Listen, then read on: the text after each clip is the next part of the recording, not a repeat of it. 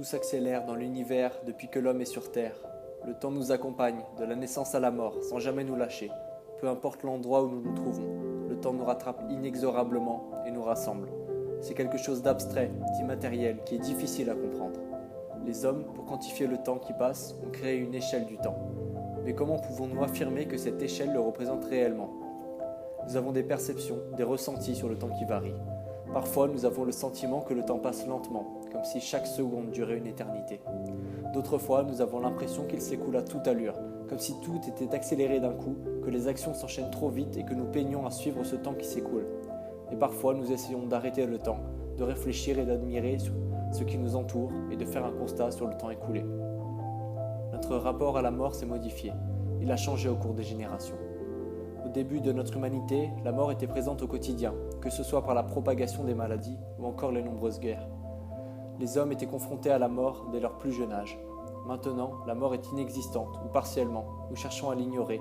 Les morts sont cachés par des draps, auparavant nous les regardions. La mort est là à la fin de notre cycle de vie et apparaît de façon moins soudaine. La mort marque la fin de notre temps, le temps que chacun de nous a, un temps dont le tic-tac retentit au moment de notre naissance. Les êtres humains craignent la mort. Ils essayent de ne pas en parler, d'éviter le sujet.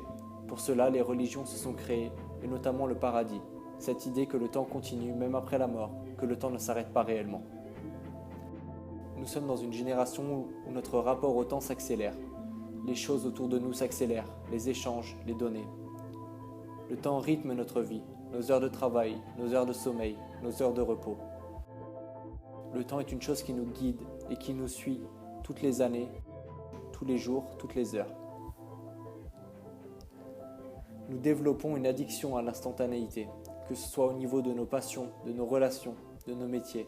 Ce phénomène de zapping, de changer d'une activité à une autre, nous pousse à nous adapter. Parfois, cela nous dépasse. Certains ne parviennent pas à faire face à cette accélération. C'est le cas notamment des phénomènes de dépression.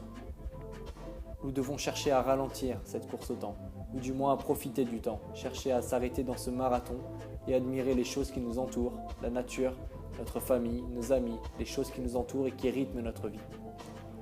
Mais le temps alors, cette chose abstraite, compliquée à définir, est-elle perçue de la même manière que les animaux ?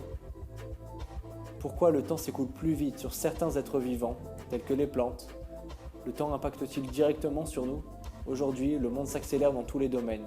Mais alors ne faudrait-il pas adapter le temps, créer une nouvelle échelle du temps ? Le temps reste une question où de nombreuses réponses manquent.